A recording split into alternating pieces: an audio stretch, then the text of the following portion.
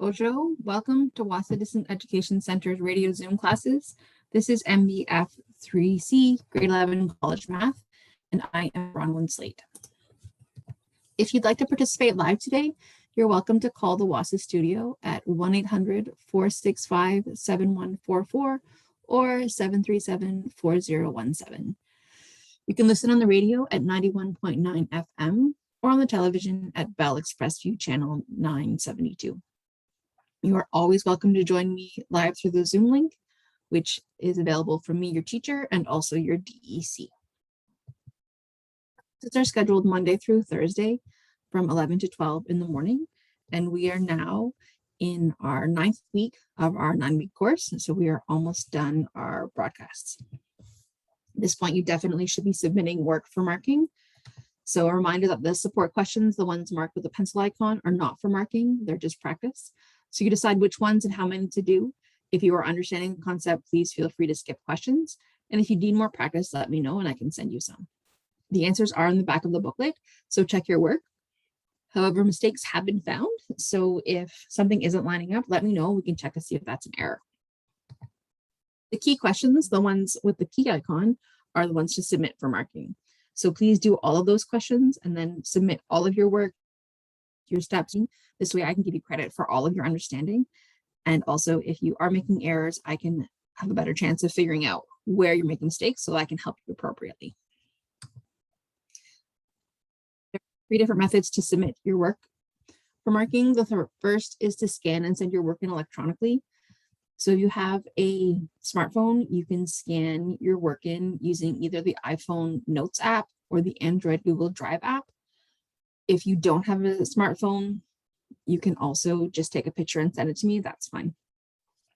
Then you can either email it to studentwork@nnec.on.ca and CC it to bronwyn.slate@nnec.on.ca, or you could send it to me through Facebook Messenger, to B Slate Wahsa. Second method is to drop your work off in Lookout.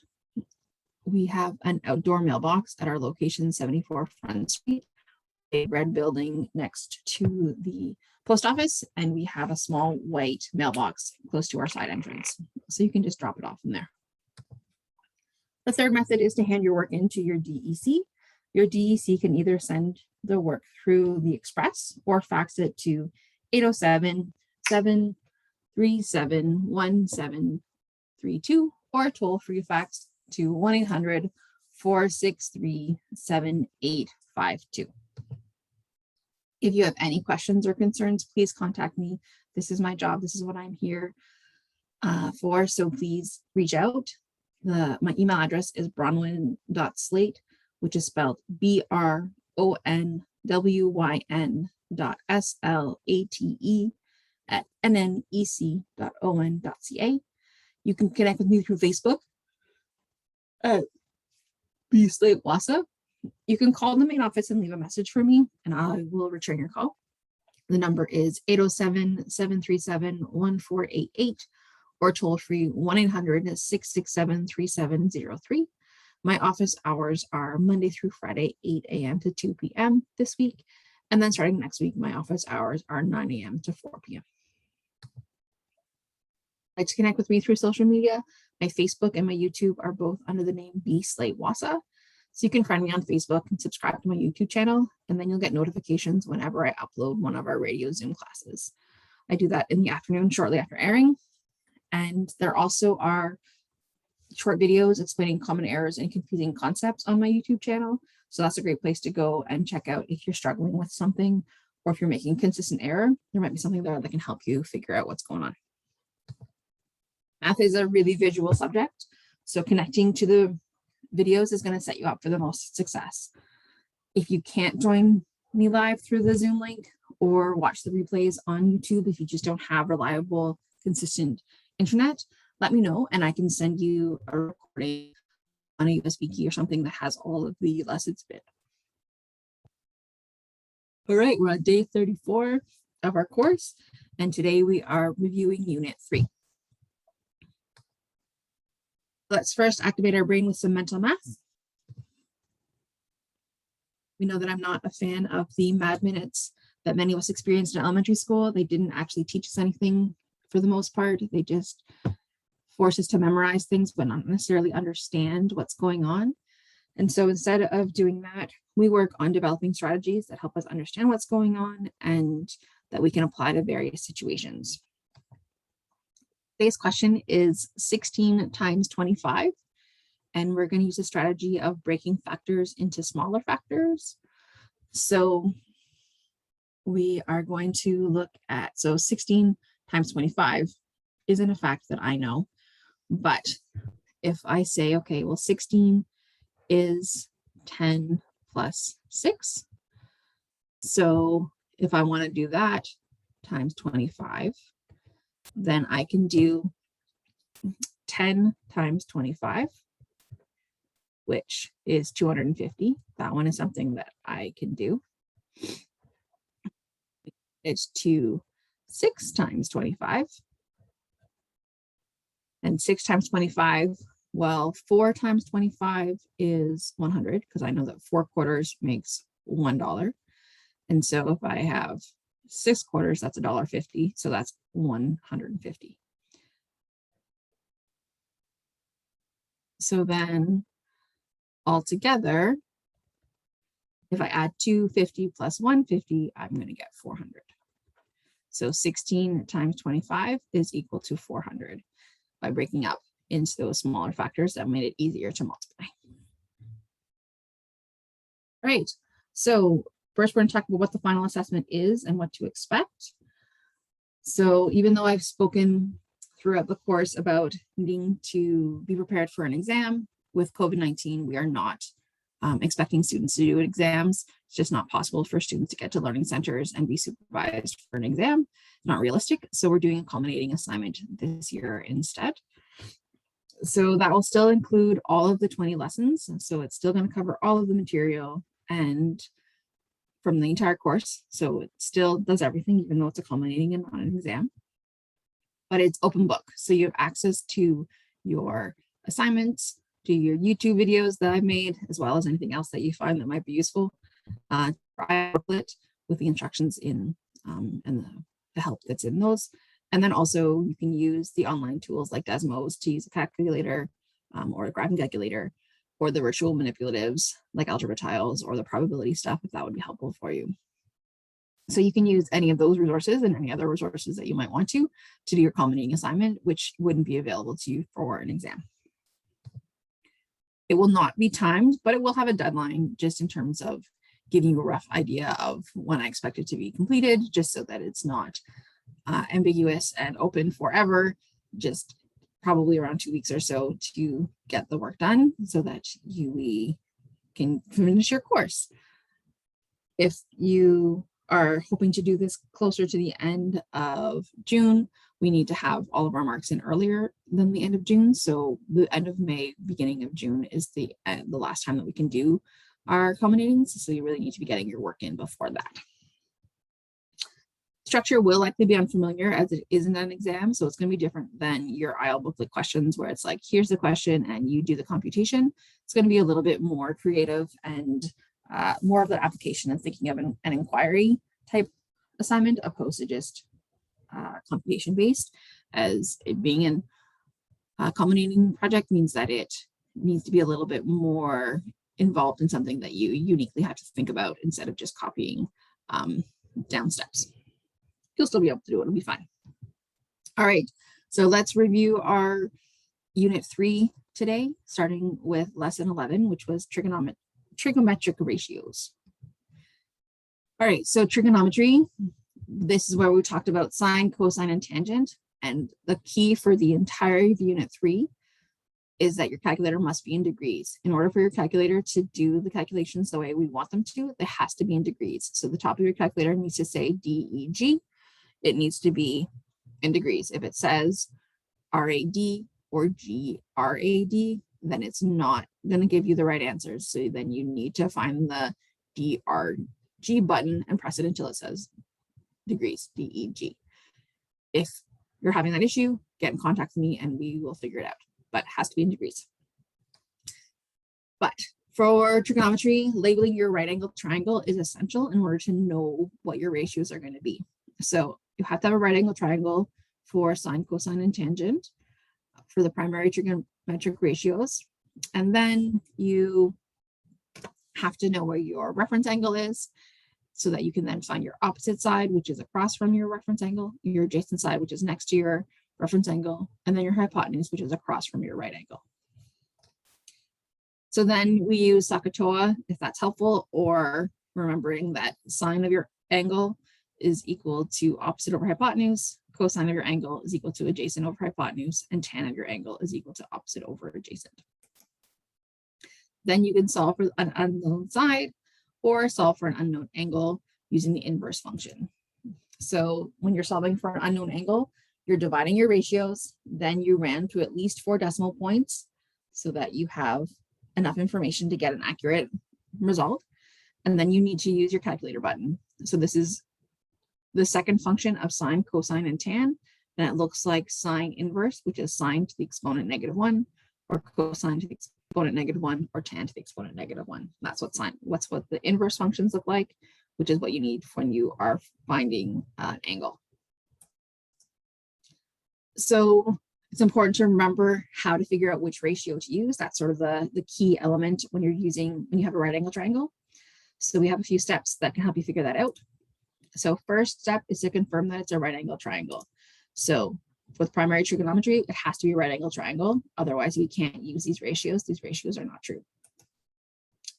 Then you need to label your sides of your triangle. So find your reference angle, and then you are going to find your opposite side, your adjacent side,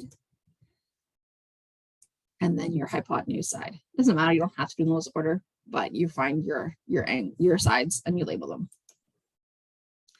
And for step 3, you identify what information you know and what you're solving for. So in this example that we have on the screen, we see that we are looking for our adjacent. That's where we have a variable.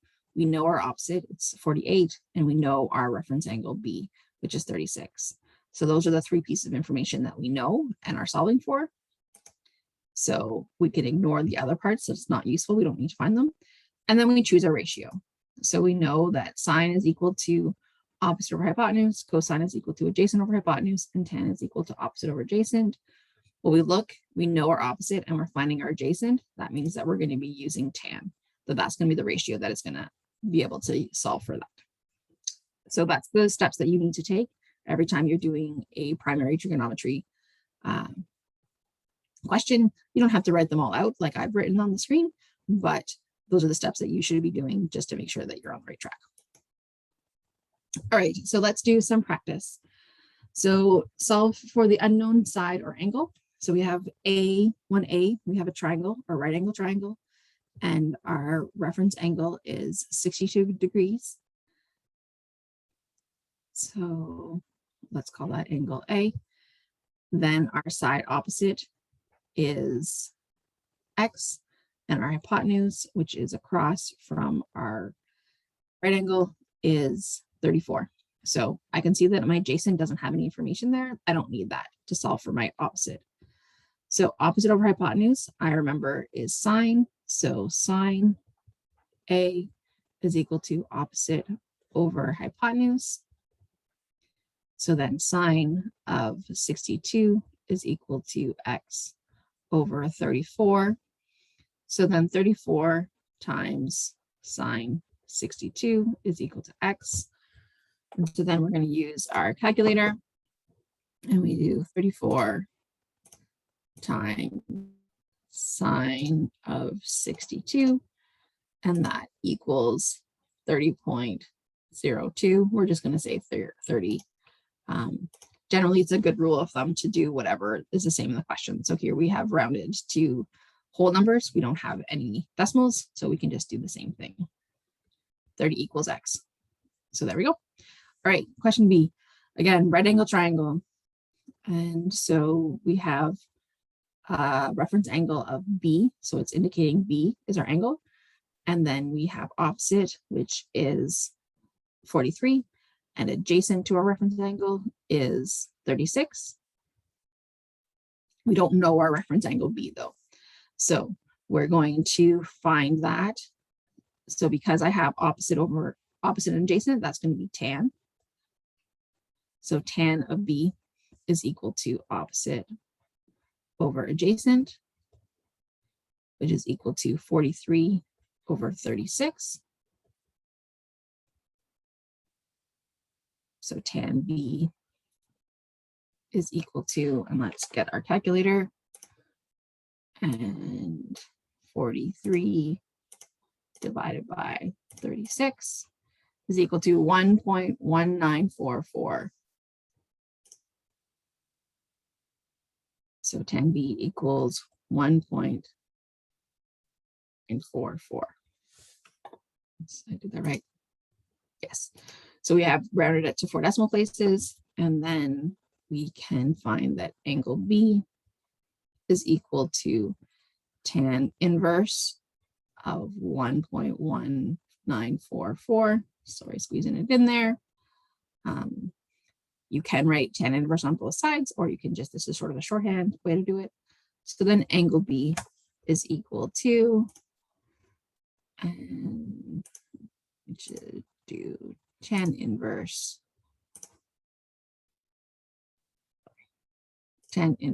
of 1.1944, which is equal to 50 degrees. So angle B is equal to 50 degrees. All right, part C, we have a right angle triangle where we have a reference angle C of 14 degrees. And then the opposite we don't know. The adjacent is 13. And the hypotenuse is T, which is what we're looking for. So because we have adjacent and hypotenuse, we're looking for sine is going to be our trig ratio that's going to be helpful. So cos C is equal to adjacent over hypotenuse. So then cos of 14 equals 13 over T. So that's my hypotenuse. Then to solve for T, I need to multiply both sides by T because it needs to be on the top. It can't be on the bottom. So T cos 14 equals 13. I multiply both sides by T. T cancels off on the one side. And then T is equal to 13 divided by cos 14. So then T is equal to, with our Desmos calculator or your own calculator, we have 13 divided by cos 14, which is equal to 13.3, so 13. So T equals 13 as well, which can happen. Okay, and that's how you do your primary trigonometry questions. All right, lesson 12, law of sines. So with the sine law, or the law of sines, we have a triangle that is not a right angle triangle. So first we need to label our triangle, and a reminder that our vertices are capital letters and our sides are lowercase letters, and they are opposite each other to match. So this is really important in order to know which numbers and to go in the right places. So capitals on the vertices, smalls on the sides, and the opposites match. Again, calculator must be in degrees. So use the sine law. Again, this is not a right angle triangle. So we use it when we know two angles and a side, or we know two sides and an angle opposite one of the known sides. So technically we can do this if it's a right angle triangle. It's just more work that we need to do. So if we know that particular information, then we use the sine law. And the sine law, we have two formulas, which are really the exact same thing, just organized in different ways. And both versions will work in either situation. You just do the one that is going to make your life easier. So if you have angles, if you're looking for the angle, if you're solving for angle, then I encourage you to use the sine A over little a equals sine B over little b equals sine C over little c, because then you're solving for your angle is already on the top of your ratio. So that's going to be easier to solve for. If you're solving for sides, you use the little a divided by sine A equals little b divided by sine B equals little c divided by sine C. Again, because your side is length is on the top, that makes it easier to solve for. But either one can work in either situation, you just might need to do more algebra depending on which one you pick. Okay, so practice question number 2, solve for the unknown side. So we have a triangle. We don't have a right angle, so we can't use primary trigonometry. We have a triangle X, Y, Z. We see that angle X is 95. Little side X is unknown. Angle Y is 38 degrees. And little side Y is 15. So we have two angles and a side opposite one of the angles.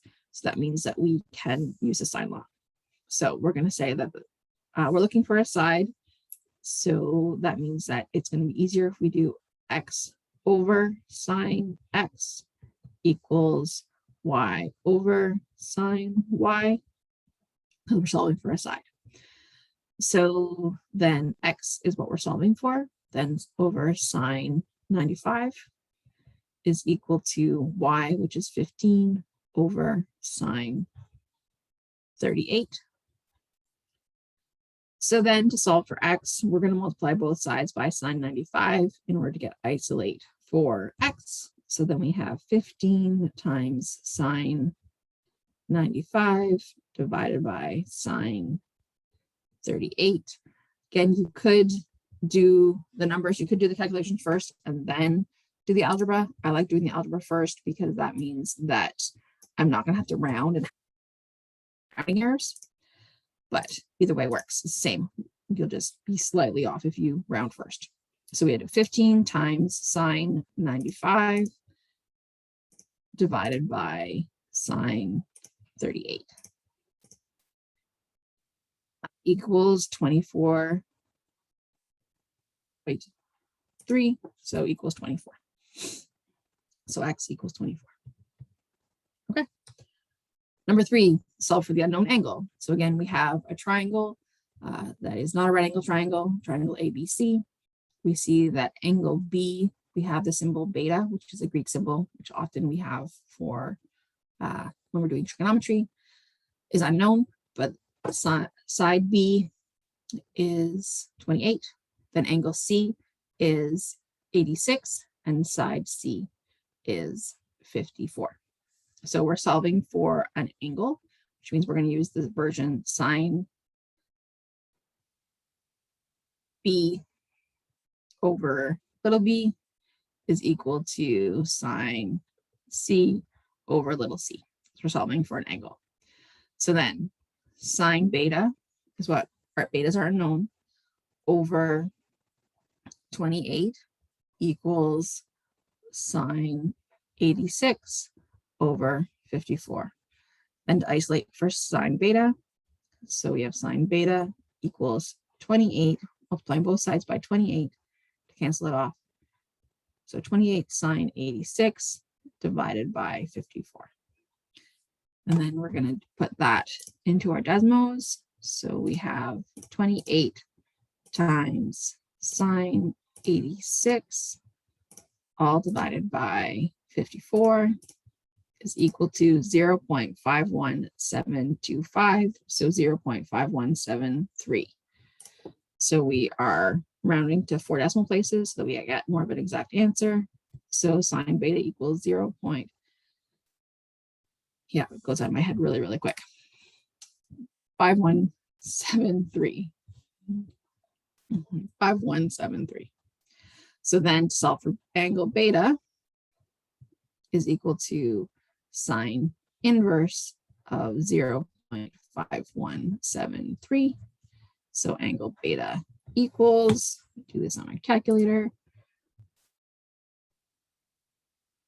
So find sine inverse of 0.5173, which is 31 degrees. So angle B is 31 degrees. Okay. All right. Second, lesson 13, law of cosines. All right. So for cosine law, we use this when we know two sides and the contained angle. So we have an example on the screen of triangle TUV. and we see that we know angle 72 at B, and we know side U, which is 61, and we know side T, which is 24. So because we know the two sides and the angle that's contained, the angle between those two sides, we can use the sine law to find the third side. Or we know all three sides, then we can figure out one of the angles. That's the other way we can use a cosine law. Again, calculator must be in degrees. I'm going to keep reminding you. So which formula do we use? As always, both versions work in all situations. Just one will make your life a little bit easier than the other, depending on the situation. So if you're looking for sides, if you're know a contained angle and two sides and you're looking for a side, then we use the form c squared equals a squared plus b squared minus 2ab times cos c. And that's going to solve for your side, your unknown side. Or if you're looking for your angle, then use the version of cos c equals a squared plus b squared minus c squared, all divided by 2ab. Again, these are exactly the same thing. It's just that we've rearranged the done the algebra before we put the numbers in, which might make your life easier. All right, so let's do a practice problem. Number 4, solve for the unknown side. So we have a triangle QRS. We see that angle R is 56. We see that side S is 48. We see that side Q is 39, and we're looking for side R. So we have a contained angle. We have the angle between two sides that we know, and so we can use the cosine law. We're looking for a side, so we're going to use this version of R squared equals S squared plus Q squared minus 2SQ cos R. How I remember this with my different variables is that you don't have to do it this way. You can label them A, B, and C. That's totally fine. But R squared is the side that I'm looking for. So I know that R is the angle that I'm going to need to have it. And then therefore the other two go into the other two spots. That's just how I remember it. You also can look it up. You don't have to memorize it. Look it up if you need to. All right, so R squared equals 48 squared plus 39 squared minus 2 times 48 times 39 times cos of 56. And then again, you can do them separately and write them down. I am just going to do it all on my calculator in one go. Works best for me that way. Also saves us a little bit of time. 48 squared plus 39 squared minus 2 times 48 times 39 times cos of 56 equals 1731.38. 1731.38.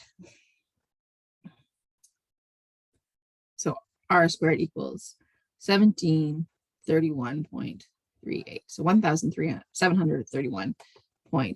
Did I do that right? Yes, just like to check. Okay, so then now we need to take the square root of both sides because that's what R squared is equal to. So we take the square root of 1731.38, and therefore R is equal to, so the square root on our calculator, 1731.38 equals to 41.6, so 42. So our R is equal to 42. There we go. Great. All right, practice question number 5. Solve the unknown angle. So here we have a triangle MNP, and we see that we know we're indicating we have the Greek letter alpha at angle M, so that's the angle that we're looking for. And we can see that little m side M is 46, side P is 61, and side N is 24. So we know that we're trying to solve for angle M. So that means that we're going to use the cosine law for angles. So cos of M is equal to n squared plus p squared minus m squared, all divided by 2np. And how I remember this is that I'm looking for cos m, so that's my angle. So I know I'm going to be subtracting my little m, the side opposite my angle that I'm looking for. And then I know that that only shows up once, and my other two sides show up twice. Then they're added together and squared, and then we're divided by. You need to figure out, if you're going to try to memorize it, you need to figure out how to remember it best for you.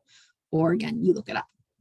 So cos of alpha, you don't have to use the funky symbols, but I just thought I'd mix it up. I'm really bad at drawing alphas. It's a very sad looking fish. Is equal to 24 squared plus 61 squared minus 46 squared, all divided by 2 times 24 times 61. Again, you can do it in parts or you can do it all together. I like to do this part all together and then do the cos inverse is what works best for me.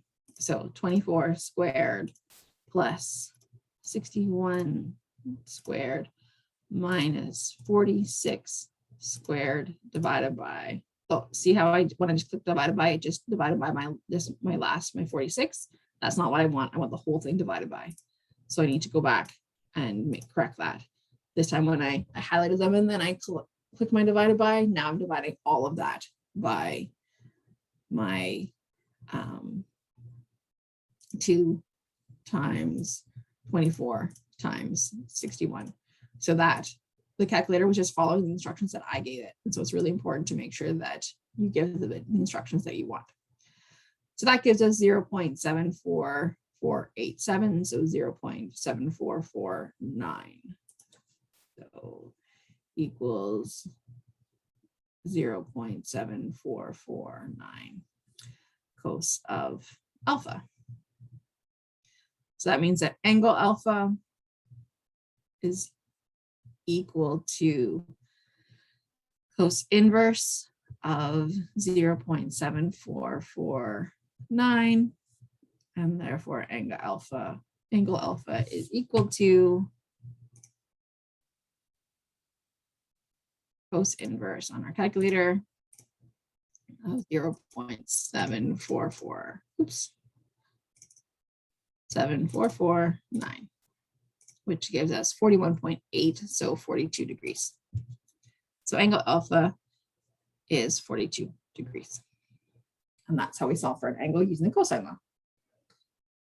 All right, lesson 14, trigonometry and problem solving.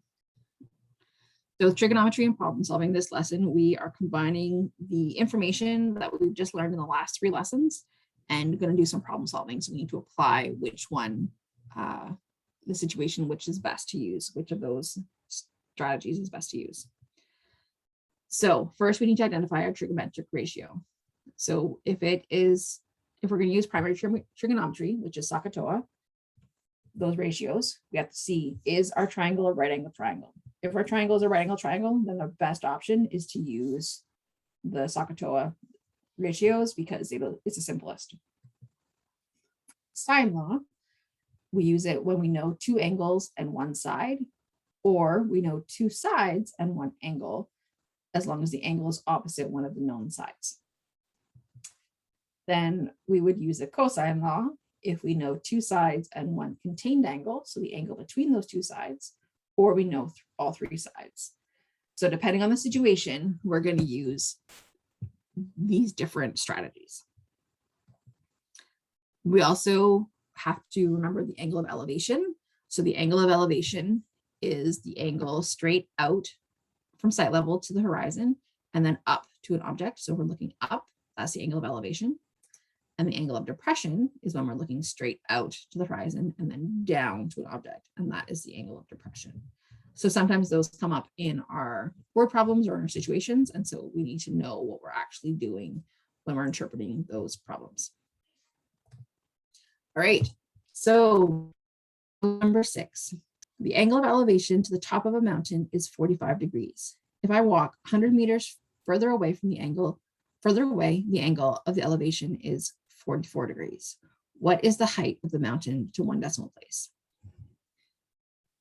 So I find with these questions, drawing a triangle, if they don't give us one, drawing an image really, really helps to visualize what's going on.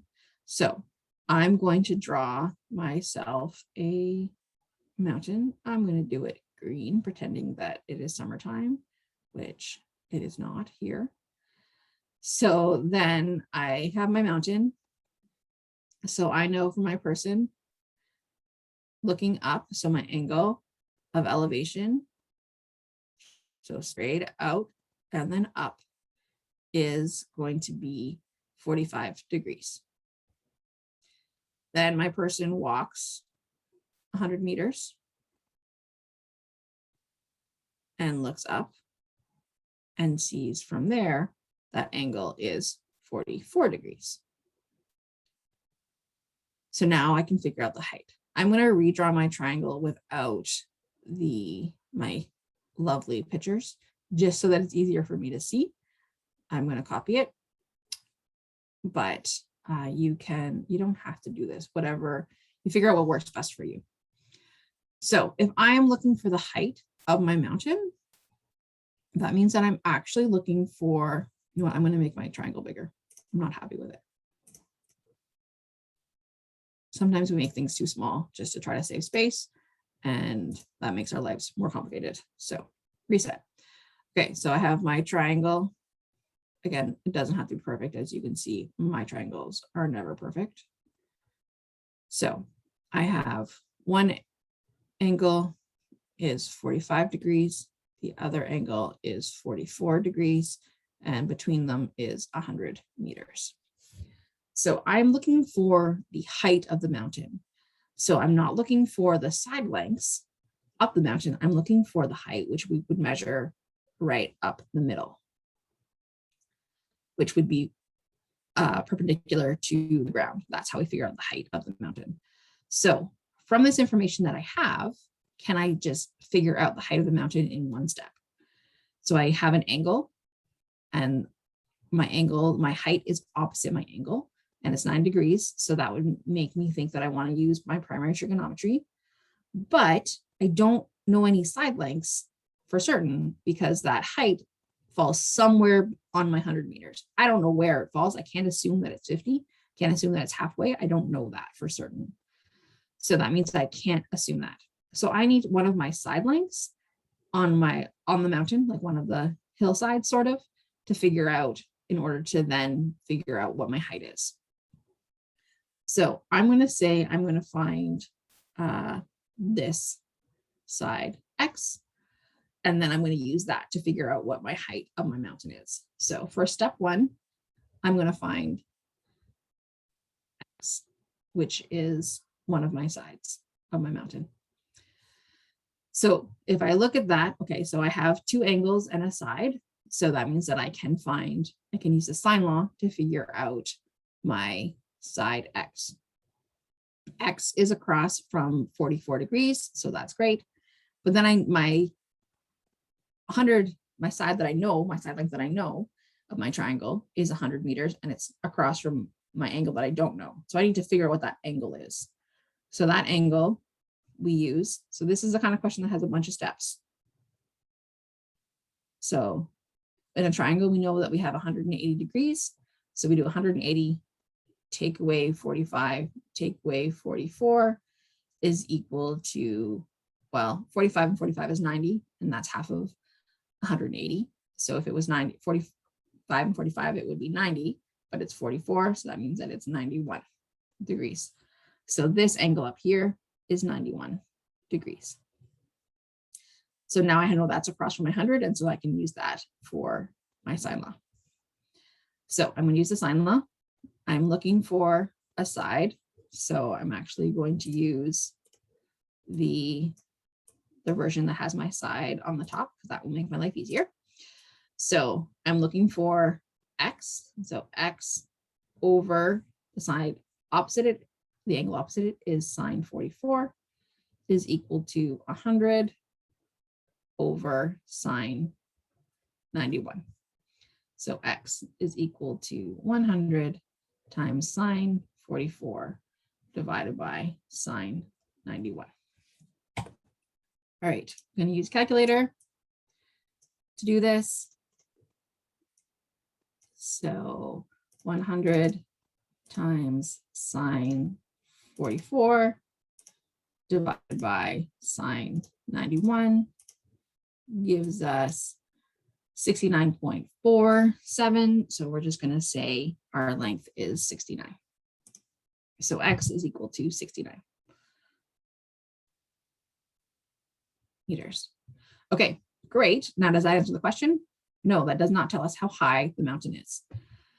So that means we're still looking for this. But now we know that x is 69. So that means that we can use we can sort of imagine that we have this small right angle triangle in here that tells us the height.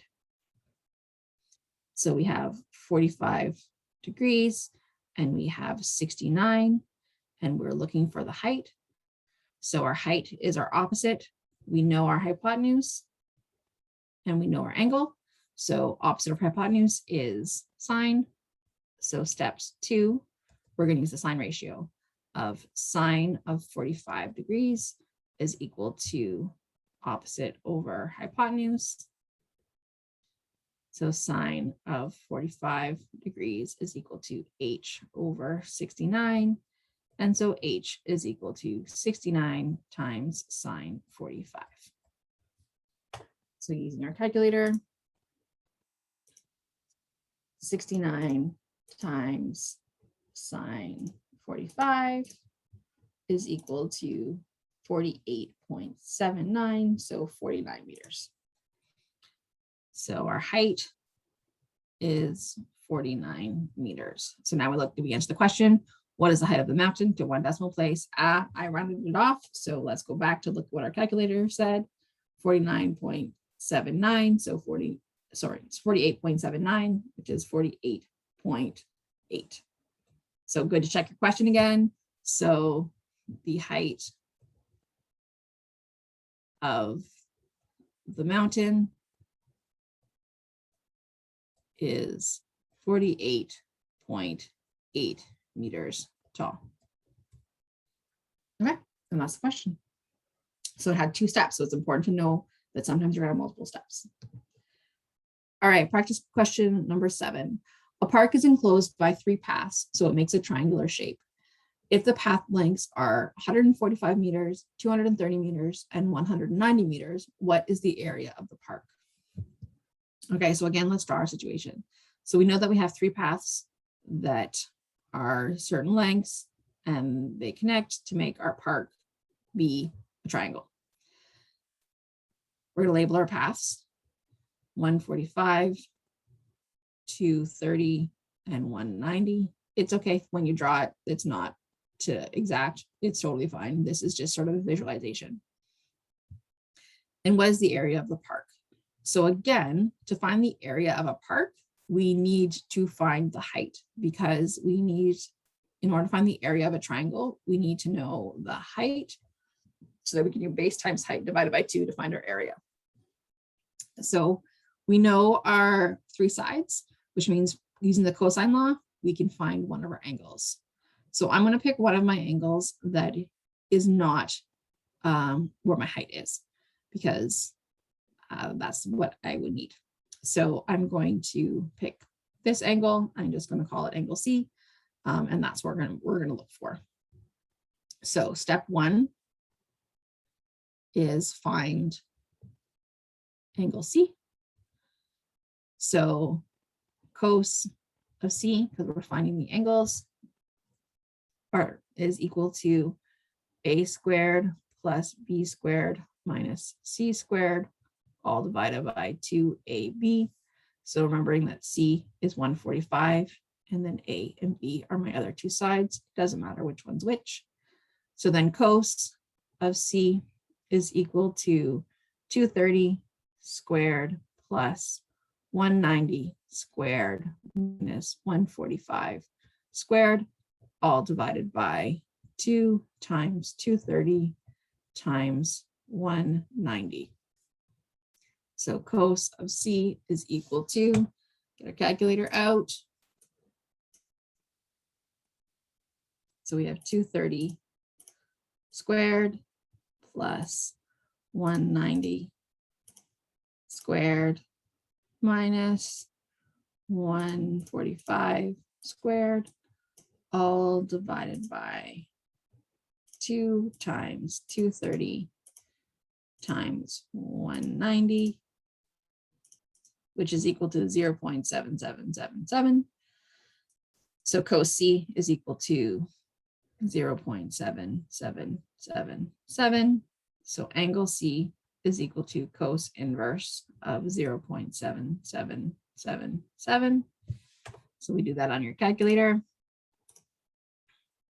Cos inverse of 0.7777, which is 38.9, so 39 degrees. So angle C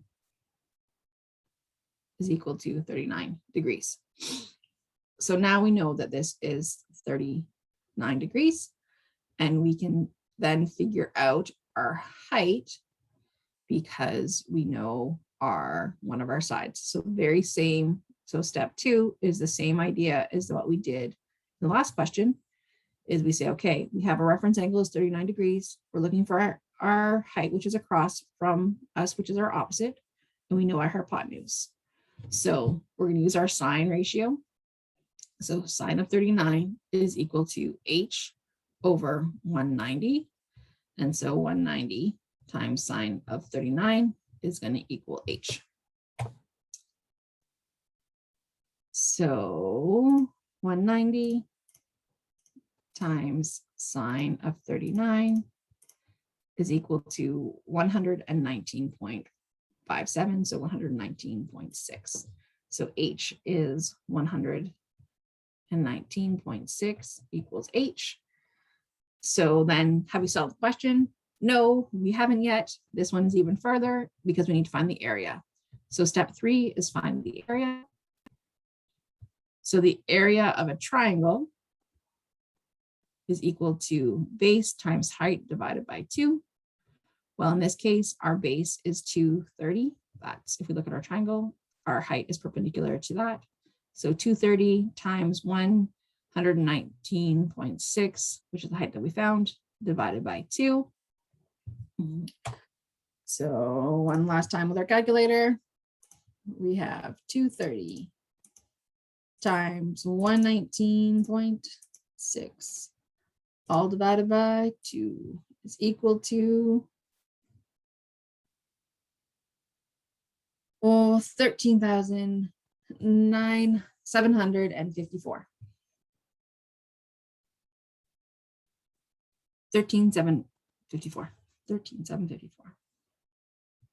13,754 meters squared. So that is the size of a park.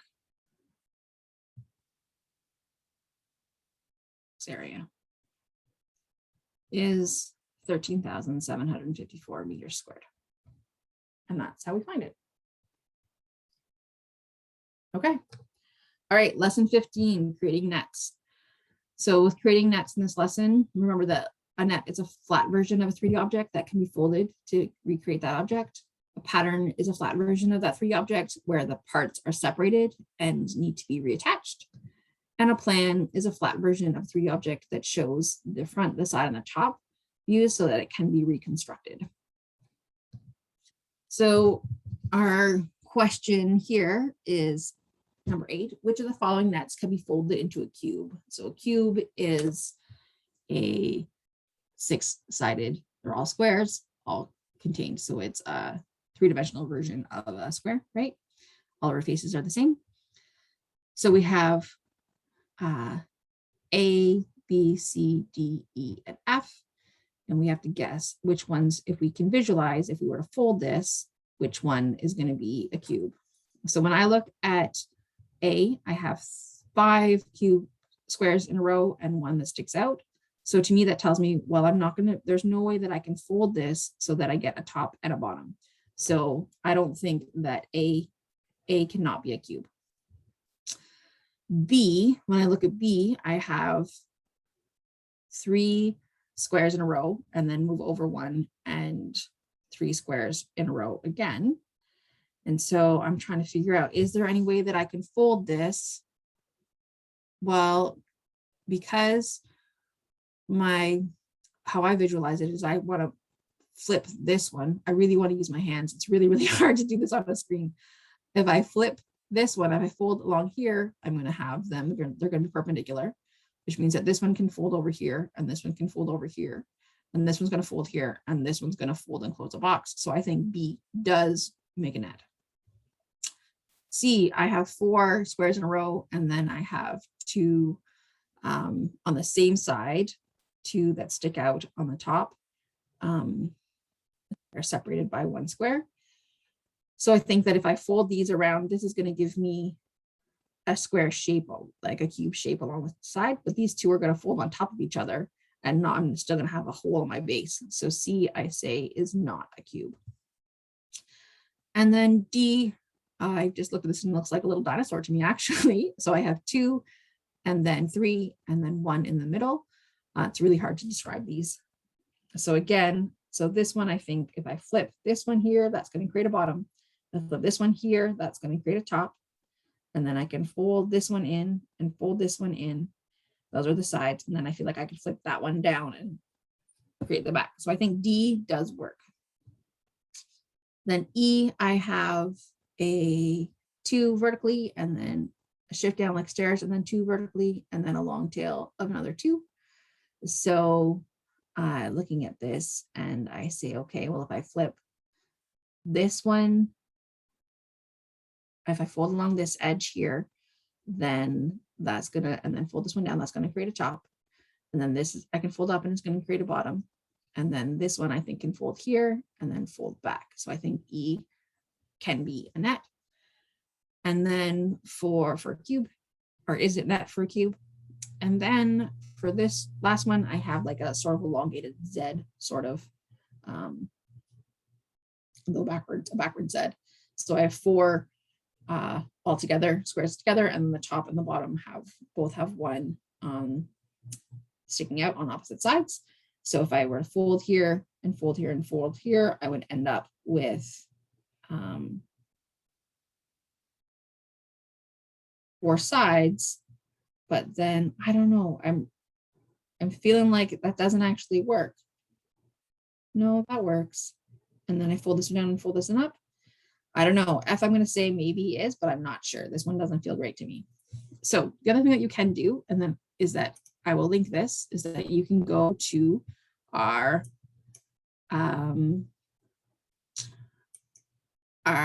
virtual manipulatives, and I'll link this in the show notes so that you can play with them. And so this one I actually have created so that we can, I want to move my screen, so that you can actually play with these ones. So if you highlight them, you have to highlight them all and fold the net, and then you can turn them. And you can see for A, I said it was not a net, and I'm correct. So you can do that for all of them. I'm just going to quickly check this last one that I wasn't sure. I fold it, and it does make a cube. So that last one does make a cube, which makes me wonder if maybe one of the other ones I got was wrong, that I thought were going to be a cube and wasn't. This one, E, I was wrong, does not make a cube. So that's a great way to play. You can go into there and play. All right, this is, we have come to the end of our lesson today. So we've reviewed Unit 3 today. So go in and play with those nets if you want to play with that a little bit more.